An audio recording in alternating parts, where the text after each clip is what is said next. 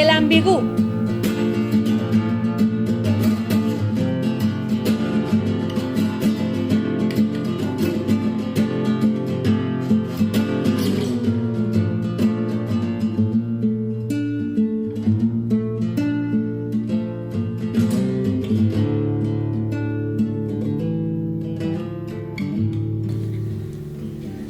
Bueno, pues Egunon, bienvenidas a la sexta entrega del Ambigú, segundo capítulo de Rey Desnudo, Chico Muerto, y estamos aquí en el Ambigú de Pabellón 6, una vez más, esta vez con Itxaso Gil, Jon Casamayor, intérpretes de Rey Desnudo, Chico Muerto. Y antes de empezar a presentarnos vamos a recordar que si todavía queda marzo, los fines de semana de marzo quedan bolos de viernes a domingo. Así es. Y bueno, dicho esto, que es lo que tenemos que decirlo, pues contarnos un poquito quiénes sois, cómo habéis llegado hasta Rey Desnudo. Bueno, pues... Venga, da, que... sí, la vida es más larga.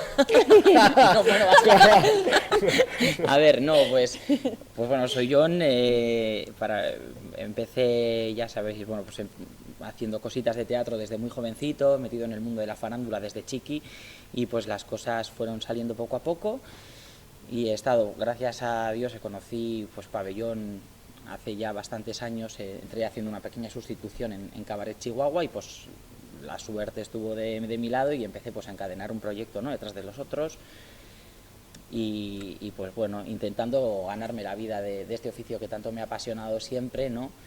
Orgulloso de lo que vamos aprendiendo con cada producción, porque pues, como sabes, en cada producción te enfrentas a retos diferentes, y bueno, el hecho de poder de seguir y de mantenernos en el oficio pues siempre es muy gratificante, y sin perder nunca la ilusión, y siempre intentando pues ir escalando un poquito más y ir continuando, ¿no?, con el proceso de aprendizaje. Esta obra de hecho ha sido pues un reto importante, y creo que un aprendizaje enorme para todos. Sí, porque es una obra que tiene temas bastante delicados. Sí. No vamos a decir densos, no son densos, pero sí que son delicados, de los que muchas veces nos falta información, ¿no? Sí, y nos adentramos bastante ahí. Eso es. Y bueno, tampoco os quiero aburrir yo con mi trayectoria, pero bueno, pues he estado en diferentes obras de diferentes tipos, pues musicales, no sé qué. Al final siempre me ha gustado estar en todas las salsas, ¿no? Que si de chiqui empecé a danzar y no sé qué, voz, me ha gustado mucho explorar las diferentes disciplinas. Y luego pues la suerte también y creo que la constancia y el trabajo, ¿no?, pues luego da sus frutos. Hay épocas mejores, épocas peores, pero bueno, estamos en este momento, y de momento el año pinta bien, así que no puedo quejarme, así que para adelante. Muy bien, y eso muy es bien. Un poco. Pues fenómeno. Itxaso. Bueno, cuéntanos. Pues lo mismo, un poco más o menos como Jon. Desde chiqui siempre metida en el faranduleo, empecé haciendo ballet, y luego siempre me da mucha vergüenza, pero lo acabo contando yo. Me pasaba el día intentando imitar a Shakira delante del espejo. Luego ya bueno, hice el bachiller de Artes Escénicas en Ibarrecolanda. Y me fui a Madrid. Bueno, fue fácil este traslado porque mi aita justo vivía allí, entonces fue más sencillo. Fui Descarte de la Resá. ¿Cómo ha sonado? No puedes, es imposible que tú seas un Descarte de nada. Lo fui. Y creo que merecido además. Bueno. Fue horrible. Bueno, eso sí, ya está. Se aprende de eso. Bueno, de esas experiencias es de las que más se aprende, ¿no? Eso dicen, sí. O te traumatizas o aprendes, una de dos. Y bueno, pues acabé estudiando en William Layton, en la escuela, y una compañera me comentó que una compañera de Iruña, que iban a hacer un casting en la Gaste Compañía de Pabellón 6, dije, venga, voy a probar. Y entré en el elenco de ¿Qué fue de Ana García? Y a partir de ahí he compartido escenario con Aitor Echarte, con muchos actores y actrices más de la Gaste, y ahora con Jon Casamayor, y muy contenta. Muy bien, pues fenómeno, pues vamos a ir entrando en materia. Claro. Vale, como decíamos, es una obra, Rey desnudo, chico muerto, con unas temáticas bastante interesantes y aunque no parezcan en mayor o menor medida actuales, lo son, por eso la razón de que esto se cree, ¿no? Y el punto de partida es una relación sexual en la calle, que es grabada con un teléfono móvil, ¿no? Y entendemos con la idea de divulgar ese vídeo. Eso es. Es decir, tenemos una agresión homófoba en esta historia, ¿no? Digo lo de agresión porque parece que agresión solo es cuando te agreden físicamente, pero esta divulgación de estos vídeos, estas fotos que nos van llegando a todos, siempre a todas las redes sociales, es importante llamar de agresión, creo yo, ¿no? Y entonces, ¿cómo creéis que están afectando pues ahora mismo las redes sociales a estas agresiones que están ocurriendo? En este caso homófobas, pero como de cualquier otro tipo. Bueno, es evidente que las redes sociales han ampliado muchísimo el individualismo, ¿no? De alguna manera, esta sensación de tener que tener como una segunda vida ficticia, ¿no? Que a veces creo que se ha creado como un espacio en el que la gente de alguna manera ha perdido un poco el contacto con la realidad, con el contacto social verdadero con las personas y frivoliza de alguna manera cosas que para a golpe de clic son sencillas y parecen indefensas, ¿no? En Twitter estamos oyendo todo el día comentarios, todo el mundo puede opinar de lo que le da la gana de manera, yo diría, muy injustificada, muy gratuita, muchas veces insultando sin control y mirar en qué punto eso es. Yo tengo libertad de expresión y entonces puedo decir lo que me da la gana, ¿no?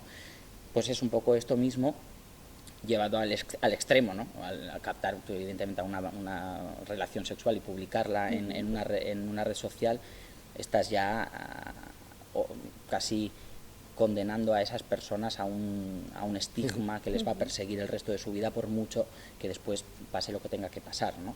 Entonces es obvio que las redes sociales desde luego han ayudado en muchas cosas, pues porque son una ventana de publicidad, como sabemos, pues para, por ejemplo, nuestro oficio, para cualquier tipo de negocio, lo que fuera, pero a nivel de violencia, de acoso, incluso de complejos también, ¿no? Individuales, como nos estamos todo el rato comparando, yo tengo que tener esto y lo otro, mira que ya sabemos un poco cómo funciona, ¿no? Pues ha hecho que casos como este cobren mucha más relevancia y de repente salten y encima estén en el bolsillo de todos nosotros y puedan viajar y circular de una manera mucho más rápida, también mucho más efímera en relación de que pasa hoy algo y parece que al de 3 días ya no nos acordamos. Pero sí, claro, al que le sucede, obviamente eso se le queda para siempre y eso le crea un trauma o le puede crear un problema a nivel laboral, personal, etcétera. Por lo tanto, sí, las redes sociales hacen, creo, mucho daño y de hecho pueden afectar muy negativamente, ¿no? Depende de cómo se utilicen y estamos viendo que en muchos casos no se utilizan como se debería, ¿no? Encima es que parece que tenemos la necesidad de documentar todo, ¿no? Sí. Parece que si no, no pasa. O que tenemos la necesidad de crear siempre contenido, de tener que opinar sobre todo, posicionarte, y yo creo que sí que las redes pueden incrementar este tipo de violencias, pero es que encima es eso, ¿no? La necesidad de compartirlo. No, es algo que, no sé, me resulta muy fuerte, ¿no? El hecho de que alguien cometa esta agresión y encima la quiera compartir, que quiera demostrar algo difundiendo esto. Muchas veces yo creo que no hay una mala intención, o sea, no parece que está hecho todo como por hacer daño o con una maldad ahí profunda, es algo que se ha normalizado, que eso es lo que me parece más grave, ¿no? Y con ese discurso de como todo el mundo lo hace, si y como lo están haciendo en la calle, claro, ¿no? ¿Por qué no lo puedo emitir? Claro. Cuando no tienes el permiso, ¿no? Es obvio, eso no es algo. Sí, y en cuanto a lo que decías de la necesidad de documentarlo todo, ¿no? Sí, sí. Y de exponerlo todo, ¿no? Es curioso que en los últimos años, antes de las redes sociales, bueno, y ahora, ¿no? Criticamos al periodismo morboso, Sí. ¿no? Y nosotros, que somos quienes criticamos ese periodismo morboso, somos los que... Formamos parte de los que algunos producen ese material y otros consumimos ese material. Total. Con mayor o menor consciencia, pero inevitablemente nos llega el vídeo, lo abrimos, lo vemos, hostia, qué fuerte, Sí. míralo, no te lo voy a enseñar porque esto... Quiero decir, pero que hemos entrado nosotros en ese juego que criticábamos Pero hace poco al fíjate, periodismo, ¿no? hasta en un ejemplo muy estúpido, ¿no? No tiene nada que ver con agresiones, pero hay veces que me salen en YouTube, me salen vídeos de bebés con perros y me quedo viendo este vídeo inútil y de repente llego a la conclusión de ¿qué hago yo viendo a este bebé que no... ¿Por qué tengo yo imágenes de este bebé que vivirá en la otra parte del mundo? No sé, que es un ejemplo muy estúpido, ¿no? Pero es verdad que sí, que todo hay que compartirlo, todo hay que difundirlo y es eso, que lo consumimos. Si no se consume no existiría, vamos. Y a raíz de esto, ¿os habéis sentido alguna vez víctimas de una agresión de este tipo? O de otro, quiero decir... ¿Me entendéis la Sí, claro, sí, se claro. te entiende. Sí, yo creo que, bueno, el que no lo haya, igual no una agresión como esta, claro, obviamente, pero es que todo el mundo, yo pienso, todo el mundo ha sido lo que decíamos antes de la entrevista, ¿no? Agredido y agresor muchas veces, ¿no? Cosa que luego, claro, la raya, la vara de medir en cada uno, pues depende precisamente de cada uno, pero yo creo que sí, todo el mundo. De hecho, a mí me han pasado cosas, ninguna grave, por suerte, en el sentido de que me haya quedado a mí una tara y una secuela o un trauma que me haya... Pero a nivel incluso personal, uno mismo, ¿no? Se agrede muchas veces a sí mismo, ¿no? Se quiere tapar cosas hasta que comprende que es apropiado, ¿no? En el tema de la homosexualidad mismamente, ¿no? El cambio y el comprender ese hecho y lo que va a suponer para la familia, etcétera, según cuál sea tu entorno, pues hace que sea un proceso en el que te autocensuras muchas veces y que dar ese paso requiere de una valentía o de una serie de... Tienes que afrontarte a unos riesgos que te ponen en situaciones complicadas y luego, por supuesto, a nivel personal, en el tema de la homofobia, yo he vivido cosas, agresiones directas, no que ya te digo, no físicas o que me hayan supuesto un daño, pero son agresiones que tú te llevas a tu casa con el cabreo de decir, o que te obligan a tomar según qué medidas, no poder estar cómodo en según qué circunstancias, ¿no? Aquí en la ciudad es diferente, pero te vas a un pueblo de Castilla y de repente pues igual con tu pareja no estás exactamente igual que estarías en una cafetería aquí o en un bar, porque sabes que esas personas todavía tienen... Sí, o por lo menos las crees y te autocensuras, ¿no? O tú mismo ser... ejerces esa presión. Yo lo decía el otro día, ¿no? A mí ir con mi pareja de la mano por la calle a día de hoy, pues no lo veo como que es algo que me censuro, porque es algo que no he hecho, pero probablemente igual si las cosas hubieran sido de otro modo serían diferentes. Entonces sí. Es que sí, yo no he vivido directamente, no me han agredido, pero nos preguntaban en una escolar justo esta pregunta: ¿habéis sido víctimas de alguna agresión? Y no, pero sí creo que esa onda expansiva de una agresión sí me ha llegado y se me ha metido casi hasta los huesos, ¿no? Porque a mí también comentaba ayer que por el hecho de ser mujer yo tengo miedo a ir a casa cuando creo que... Bueno, cuando ya está oscura, no sé, sigo llamando a mi mamá por el camino. Entonces sí, creo que somos víctimas de esa onda expansiva a raíz de esta agresión. Pero agredida directamente como tal, no. Y lo que comentábamos antes, agresores, ¿os habéis sentido alguna vez? Igual no en el momento te sientes agresor, ¿no? Pero sí. Igual al de un tiempo dices... Yo puedo decir que sí, y y tranquilamente, pero y además con mucho arrepentimiento, ¿no?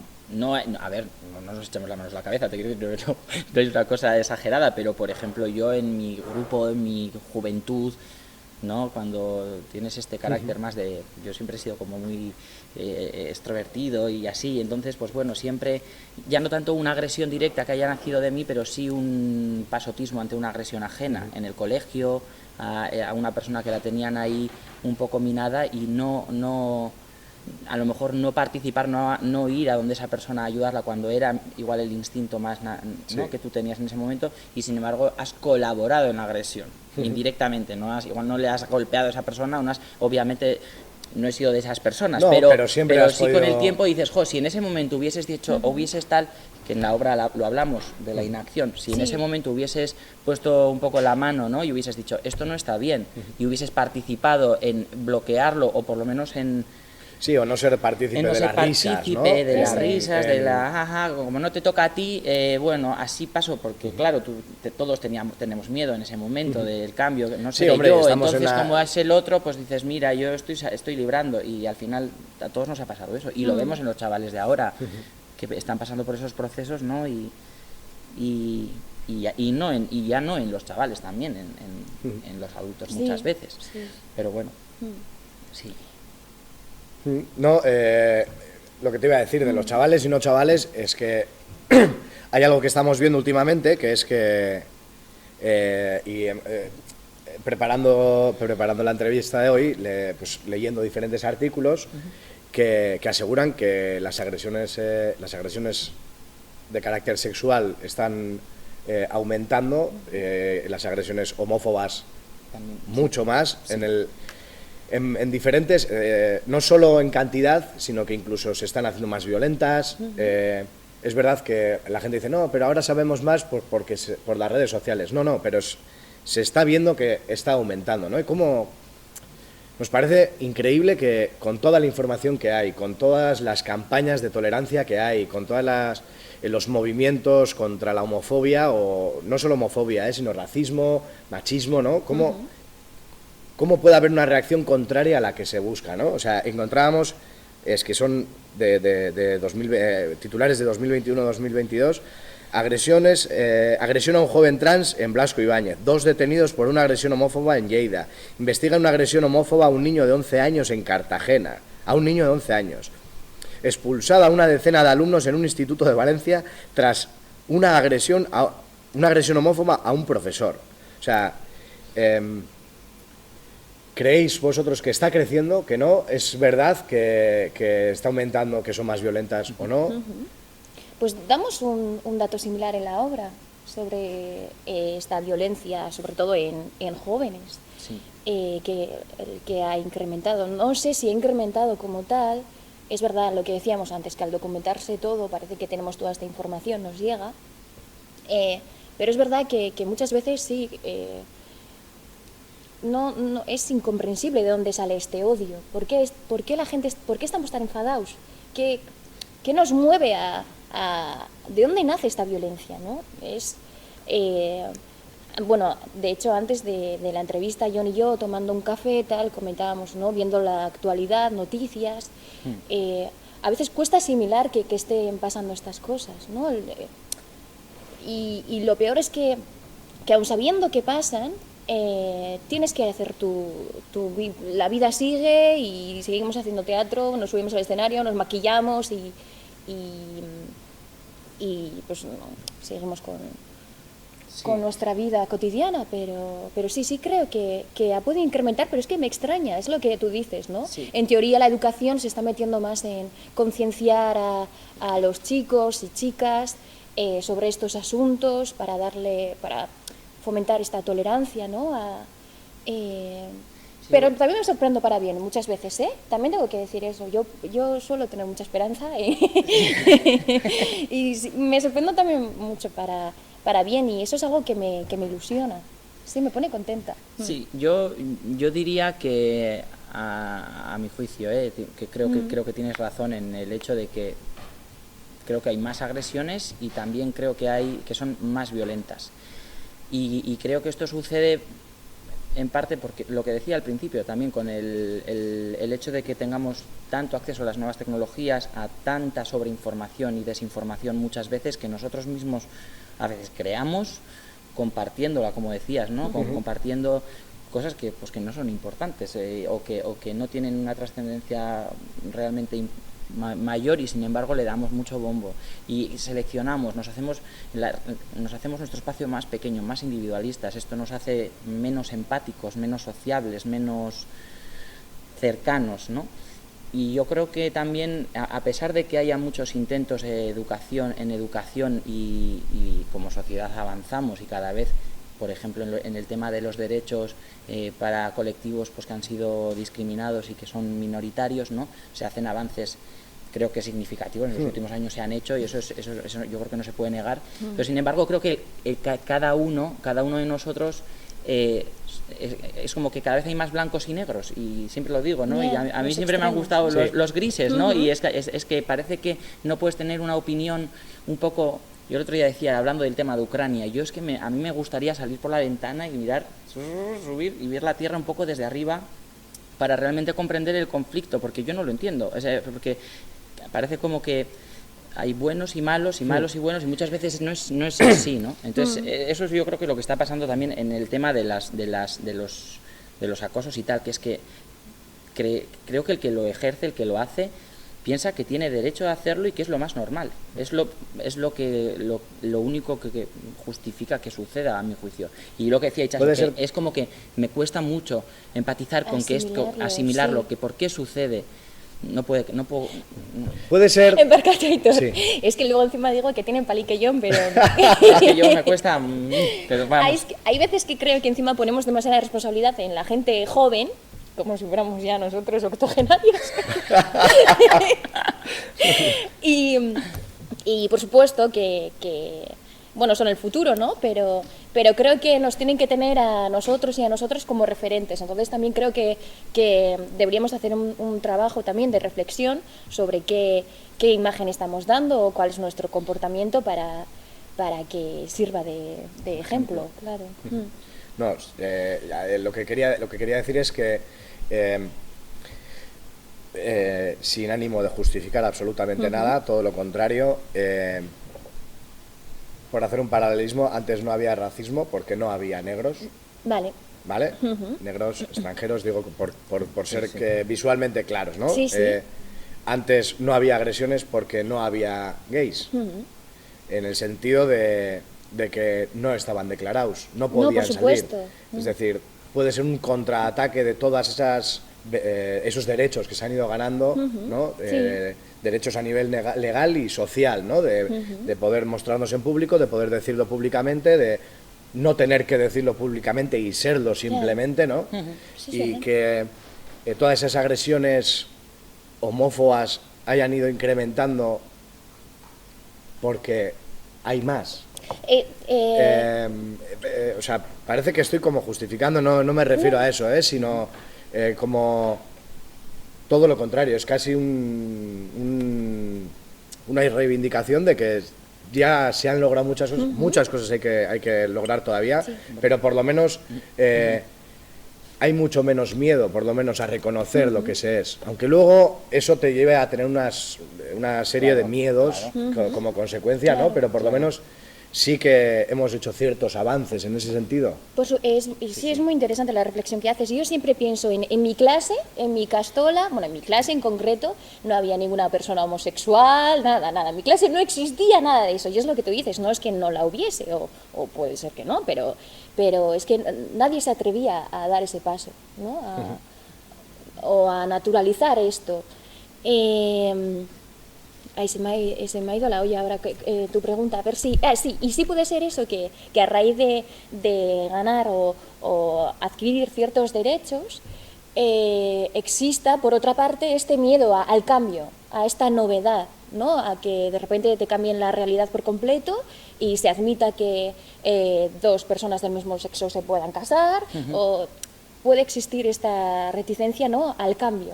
Y creo que de ahí también puede haber existir este rechazo del que comentas, es verdad. Yo insisto en un poco el argumento que hacía antes, ¿no?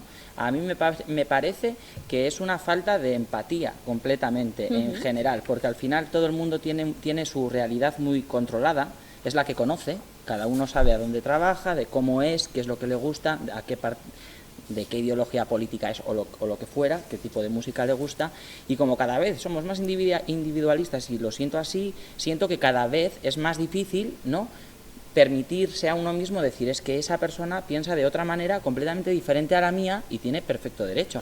Entonces, ¿qué pasa? Que automáticamente censuras, ¿no? O estoy hablando, estoy generalizando, no hablo por mí. Pero creo que eso es lo que está un poco pasando y creo que esa intolerancia como social y para con el otro es la que probablemente genera que muchas personas que sean de un modo u otro, que tengan unas características más, pues bueno, pues eso, más violentos, o que tengan más unas salidas un poco más fuera de lugar o menos capacidad de razonar, si quieres, o de conversar y de gestionar las emociones, por ejemplo, pues tienen salidas que de repente les parecen lo más normal, porque como yo soy heterosexual y no conozco a ningún homosexual, pues de repente todos los homosexuales son unos maricones pervertidos, ¿no? Entonces, eso está pasando con esto y con todo lo demás. Entonces yo creo que es que va de ahí y que de hecho se está enconando cada vez más. Es que yo caigo en ese error también, ¿eh? Ese es el tema. Yo caigo en eso, el decir, esta persona tiene un discurso totalmente contrario al mío, ni me interesa. Y a lo mejor es un trabajo interesante el por lo menos escuchar a esta persona y posicionarse, y que a lo mejor cambias un poco posicionarse en tu por qué la otra persona... ¿no? Ya, ¿por qué piensas así? ¿Por qué piensas así? Sí. Porque aunque estés completamente en desacuerdo, de repente dices, pues hombre, sus motivos tendrá. De repente yo con el conflicto de Ucrania y Rusia, a mí me cuesta mucho meterme en la piel de un ruso ahora mismo, pero seguramente mucha gente no se ha hecho esa pregunta, ¿no? Y de repente la cosa cambia si se ve desde una perspectiva más amplia. Y si queremos una solución, a mí me parece que siempre hay que tener una perspectiva más desde fuera, porque si te vas a lo tuyo, a tu percepción, es muy difícil encontrar respuestas. Y claro, cuando ya acaban en un ataque violento a un colectivo concreto o a una persona indiscriminada, y cuando encima vemos que la gente ni siquiera se posiciona muchas veces, pues es muy grave. Y eso es lo que creo que puede estar pasando y que reflejamos en esta obra, ¿no? Creo que de manera acertada. Reflejáis el tema de las agresiones homófobas, en este caso, sobre todo. Sí. Y luego otro tema también muy interesante, que lo hablábamos también con Íñigo, un poco como preámbulo, como por encima, es el tema del SIDA y el VIH.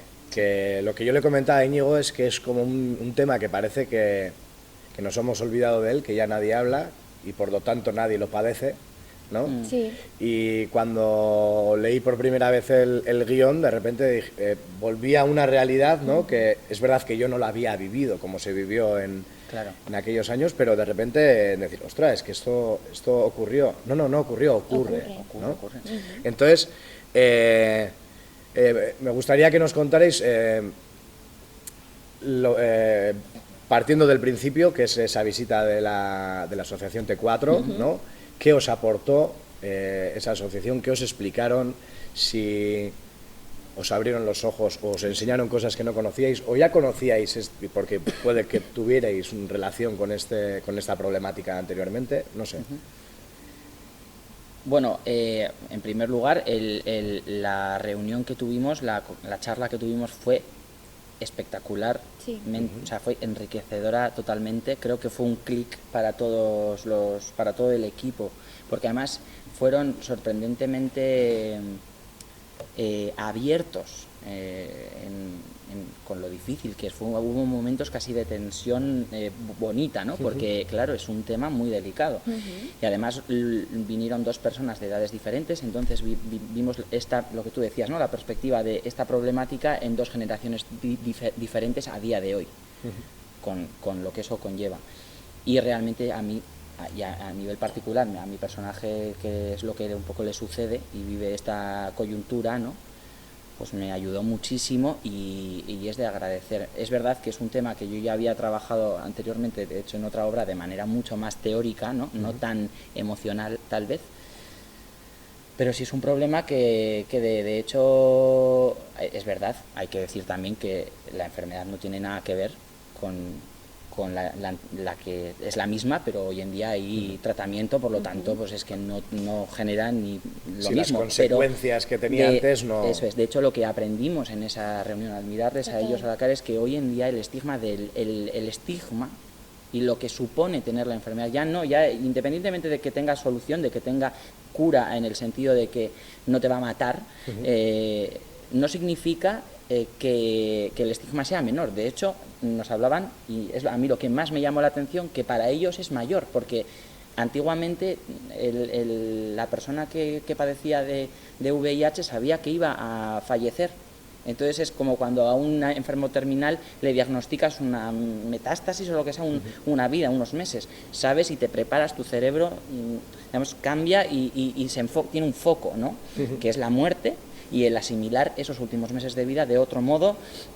Pero hoy en día eso no sucede, sin embargo vives con el estigma. ¿Y qué me va a pasar? ¿Y cómo voy a encontrar trabajo? ¿Y qué van a pensar de mí? ¿Cómo voy a mantener relaciones sexuales? ¿Cómo voy a explicarle a la persona? O sea, es mucho más grande a nivel emocional y psicológico probablemente lo que supone. Todo esto lo hemos aprendido lo hemos vivido y o sea, lo hemos aprendido gracias a estas dos personas que vinieron que fue, ya te digo, súper emocionante. Acabamos casi llorando todos porque de hecho luego han venido y ha sido muy, muy bonito. Sí. Así que sí, ha sido muy enriquecedor el conocerlo y también creo que el enseñarlo y el mostrarlo a través del ejemplo de estos personajes también es muy enriquecedor para la obra porque tiene mucho que ver también con la muerte, que es un tema que está constantemente, que tiene mucha presencia en la obra desde el principio, ¿no? Esto de nacer es morir, ¿no? El asimilar, el conocer, el romper este tabú de la muerte que mucha gente tiene, ¿no? A mí me pasaba así, total desconocimiento, ¿no? Te suena algo de los 80, 90, Freddie Mercury de repente te viene, ¿no? Como referencias así, pero nada más allá de eso. Y sí, además Íñigo nos recomendó ciertas series también para empaparnos un poco. Pero sí, la visita además tuvimos un pase, yo lo recuerdo horroroso. Sí, no horroroso, sino pues que de repente eran cosas nuevas y agobio. Estaba muy verde y encima imagínate qué presión que te están viniendo dos personas que saben, y dices, es que no sé, da mucha impresión porque... Claro. Quieres hacerlo genial y que esas personas salgan emocionadas y de repente te das cuenta de que el pase ha sido terrorífico. Es un tema delicado y dices... Claro, yo además recuerdo que yo decía, bueno, no tengo ganas de escuchar nada. Me quiero ir a mi casa, me quiero encerrar en mi cuarto. Y sin embargo estaban súper abiertos y súper agradecidos por lo que habían visto y nos ayudaron tanto. Y fue escucharles y eso, y de repente, joder, el contar su historia de vida, ¿no? Es increíble. Fue muy, muy impactante y lo que decimos, ¿no? Que luego han venido a ver la obra y de repente todas tus palabras, todo el texto, toda la escena que compartimos Jon y yo, tiene mucho más sentido. Era muy emocionante pensar que había una persona que la había padecido en primera persona, valga la redundancia, y que justo él y yo estábamos hablando de eso en escena, lo estábamos recreando. Sí, porque... Bueno, lo que es interesante de que estéis vosotros dos en lugar del resto de actores y actrices, que hubiera sido maravilloso. No, pero lo interesante de que estéis vosotros dos hablando de este tema es porque son los dos personajes que más con los que se representa esta problemática, ¿no? Sí. Que Jon hace de Cristian Odriozola, hace de los dos Cristian Odriozola, pero el que sufre el VIH, el SIDA es... Sí, bueno, lo sufren, es lo que te decía, lo sufren un poco los dos. Porque eso es, sí, porque uno se convierte, ¿no? en el... Es como el reflejo del primero, ¿no? Y lo que eso conlleva también para toda la familia de Cristian es relevante por este tema, ¿no? Entonces, sí. Cristian Odriozola y Chaso, que hace de Teresa Frer. Sí, no me atrevo a decir el nombre porque me lo vas a corregir. No, que fue una fotógrafa que se hizo muy famosa con unas fotografías sacadas a David Kirby, a un activista gay que murió de SIDA, vamos. Y justo estas fotografías son la fotografía, de hecho, no sé si debo decir esto, pero la mostramos en la obra. Una fotografía muy impactante y no se habla mucho de repente esta fotografía, ¿no? Es David Kirby ya postrado en su cama, junto a su familia. Y sí, esta escena yo creo que de repente crea un ambiente o sea, este David es una persona Existió, anónima, sí, pero era una persona anónima. Sí, era no activista. Era Freddie Mercury, no era Freddie Mercury, eso es. Era una persona anónima. Sí, era activista entonces, pero sí, Teresa fotografía esta escena, ¿no? Con el fin, quiero pensar, de dar algo de visibilizar esta problemática y quitar todo tipo de estigmas que podían existir y que existen aún. Sí, porque luego volvemos a la foto y a lo que supuso la foto y así, pero la pregunta que os quería hacer era ¿cómo os ha ayudado? Quiero decir, afrontar esos personajes en la visita de T4. ¿Me explico? Sí. Bueno, pues ya te digo muchísimo, porque al final, de hecho, para mí en concreto fue un cambio radical, porque ver a una persona hablándote de su situación de forma directa y emocionada, ¿no? Contándote lo que supone de manera emocional el padecer esta situación, ¿no? Y sobre todo la soledad con la que vive en esta situación, ¿no? Porque al final parece que tú puedes tener muchos amigos, pero es algo, cuando te pasa algo así, te pasa a ti. Que curiosamente a Cristian Odriozola está solo prácticamente todo el tiempo, ¿no? Sí. El personaje de Cristian Odriozola está como en la sociedad, pero él... Bueno, está en un limbo, ¿no? Habla desde un limbo y sí que está como en comunicación constante con el público, y de hecho es que el discurso de estas personas hacia nosotros tenía un poco ese mismo formato, porque eran personas hablándonos a nosotros como Cristian Odriozola hablando con el público, de manera que hasta en el formato se parecía, y a mí me ayudó mucho verle los ojos y ver cómo realmente tragaba saliva para hablar y le generaba un dolor y placer al mismo tiempo el estar comunicándonos, ¿no? Lo hacía con ese gusto y con ese afán de ayudarnos, y era como, o sea, estábamos de verdad con los pelos de punta. Muy así que sí, fue un cambio notable, porque no es lo mismo imaginarte qué pasaría si a alguien le pasa esto, que sí tenemos los actores investigamos de esa manera, pero que descubrirlo y que te lo esté contando aquí, que te estén llegando esos impulsos, esa energía, ¿no?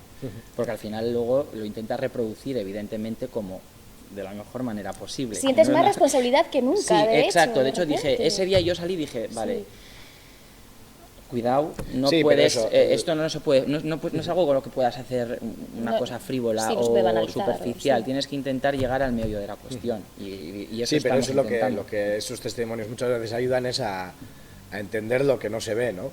A salirnos de los números y ver lo que hay detrás de esos números, que son personas concretas con nombres, con nombres concretos. Bueno, la foto de Teresa Fer. No sé si lo estoy pronunciando bien. Hemos pillado. Teresa. Por si acaso yo que lo diga Itxaso. Por Íñigo, por el criterio de Íñigo. Frare. Yo he dicho en el ensayo empezamos Teresa Frar, Teresa Frir, Teresa Fror, hasta que fue Frer. Vale, esa foto, ¿qué nos dice? ¿Qué nos cuenta? ¿Qué se ve? Es decir, porque tanto en los testimonios nos pueden ayudar muchas veces a construir cosas, pero imágenes, ¿no? Como esas también. Sí, total. De hecho, el título de la foto es David Kirby en su lecho de muerte, y es David Kirby en una cama junto a su familia, entiendo, y se ve sobre todo la desesperación. No sé por qué tengo en mente yo que es su hermano, me lo puedo estar inventando, ¿no? O de una persona que le quiere, que le tiene cierto aprecio, y el cómo, es que me sale, tengo la imagen, cómo le abraza, ¿no? Cómo le quiere mostrar este cariño ante una persona que sabes que va a morir, ¿no? Que le queda poco tiempo de vida. Es muy impactante, y cuando se muestra, yo veo a mucha gente asentir, como diciendo, jo, conozco esta imagen ya la he visto antes.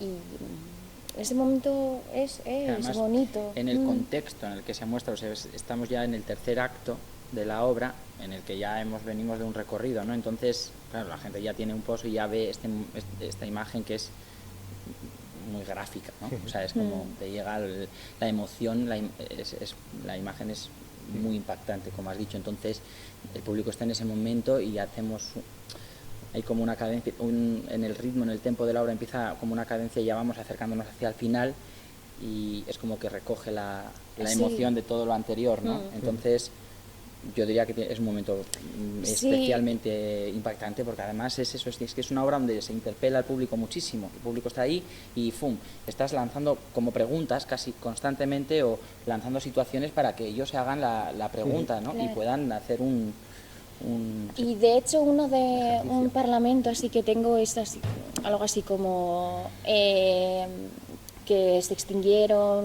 hace 30 años muchísimos hombres por esta enfermedad y pues comento, ¿no? Si esto no hubiese pasado, tendríamos aquí familiares, tendríamos compañeros, artistas, tal, que el mundo sería muy diferente si esta gente no hubiese desaparecido. Y esto es muy fuerte, ¿no? Porque en ese momento pienso que sí, que a lo mejor una persona del público sí tuvo un conocido, un amigo, un hermano, que desapareció por esto, a causa de esto, ¿no? Y es muy fuerte ese momento, sí. Sí. Estos lo que quería comentar ahora me daba cierto miedo, pero no, yo creo que lo llegué a corroborar que era verdad, porque entre esa maraña de ficción y realidad que crea Íñigo, sí. Esta foto supuestamente la familia pidió a Teresa Frer. No te lucres con esto. No te lucres con esto. Sí. Cuando leí la obra y vi el ensayo que vi, me quedó la duda si eso era ficción o era realidad. El momento de Benetton. Sí, no, el momento de que se le pidió que no se lucrara con aquella... Sí. Creo que es verdad. Sí. Es verdad, nos lo confirman por el pinganillo. Y digo, ¿cómo que le tengo el pinganillo? Nos confirma que es verdad, sí. No, lo que quiero decir es, porque la historia de esta fotografía es que después de aquella conversación en la que ella, dice que no se va a lucrar con esa fotografía, esta fotografía termina siendo ganadora del WordPress Photo y incluso termina siendo imagen para una campaña de Benetton. Sí. ¿Falló a su palabra Teresa Frer o igual nos falta información, quiero decir? Yo no lo sé, yo no lo sé, pero yo quiero, por lo menos el personaje que interpreto yo, no falló, no se lucró. Quiero pensar que Teresa Frer, si nos está viendo, no, que tampoco se lucró por esta imagen. Pero es verdad, no, lo que comentas, ¿no? Que luego una empresa de moda italiana sí se lucró, ¿no? Y la utilizó, lo que decimos, ¿no? Una campaña publicitaria que dices, pero que ropa, que busca el impacto, busca ¿qué está buscando con esta fotografía? No sé. Creo no se entiende. Como todo, ¿no? Que tiene estas dos lecturas y ambas son válidas y compatibles. La de, pues eso, hasta qué punto tiene sentido, porque una empresa como Benetton hace una campaña de este tipo, pero bueno, luego la repercusión que tiene, claro, es llamar la atención y que se escuche en todas partes, ¿no? Eso salió en todos los medios de comunicación y fue una campaña exitosa, pero bueno, tuvo su parte negativa porque fue eso, un poco invasiva por haciendo una cosa, vendiendo el sufrimiento de una familia, ¿no? O utilizándolo en tu favor para llamar la atención, pero luego también hay que decir que eso hizo que esa foto tuviera mucha más... De hecho, a lo mejor la mayoría del público lo conoce a raíz de esta campaña. Exacto, se visibilizó y se hizo. Entonces, ¿cuál es el motivo? ¿Te puedes quedar con la parte buena o con la mala? Pues tiene de las dos partes, ¿no? Vale, pues... estamos llegando casi al final. Yo no tengo muchas más preguntas que hacer. No sé si queréis contar algo, explicarnos algo más sobre la obra, alguna curiosidad, no sé. Cuenta, me viene ahora, fíjate qué tontería voy a decir, yo bebo de estirando el chicle. El momento bragas, ¿no? Para poner... No tenemos bragas, pero igual Pichón nos echa los calzoncillos si nos despedimos desde aquí, ¿eh? Que sería una maravilla terminar así. Todo lo que hemos dicho hasta ahora con los calzoncillos de Pichón en la cara. Chispún. Bueno, pues no sé, compartimos otra escena, Jon y yo. Sí, muy, muy bonita, además, o sea, de repente tiene otro... Le da un cambio y tiene un sentido del humor es muy especial, yo creo también. Sí. Y bueno, cuéntala tú. No es, yo interpreto a un gobernador de Tokio, a un hombre japonés. De hecho, quiero decir que no es ningún mérito, que puede ser no sé, me han comentado que parece que de repente hay un actor asiático en el elenco, una vez salgo a escena, ¿no? Para mí eso es el mejor piropo que me pueden decir en ese momento. Es que no parece ella, es una locura. Tampoco. Sí, y de repente se encuentra con Cristian Odriozola del pasado, un Cristian simpatiquísimo, que quiere disfrutar de la ciudad de Tokio, tal, se encuentra con un muro, que soy yo. Con un muro, y entonces es muy, muy divertida porque sí, ahí se ve también el rechazo, ¿no? Sistemático que a veces, en este caso la cultura japonesa o este personaje este en concreto, sí. Pues no, como afuera, este es un rarito, un americano que además mira qué andares tiene, ¿no? Entonces ese rechazo sistemático por su...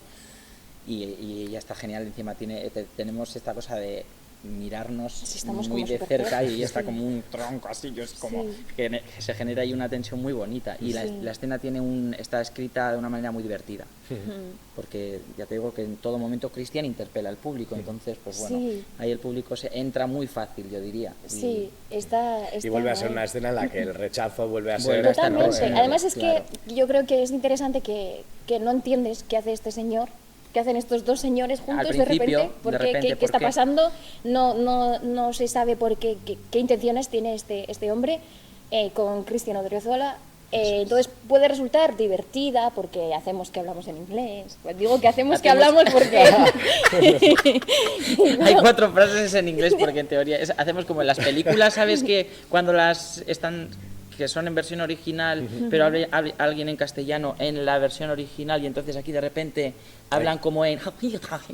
Pues hacemos un poco esta gracia, y resulta divertido, sí. Sí, pero eso, luego de repente da un poco de giro esta escena y ves que este hombre, pues me atrevo a decir que es un hombre cruel, y me sale la voz y no... Sí.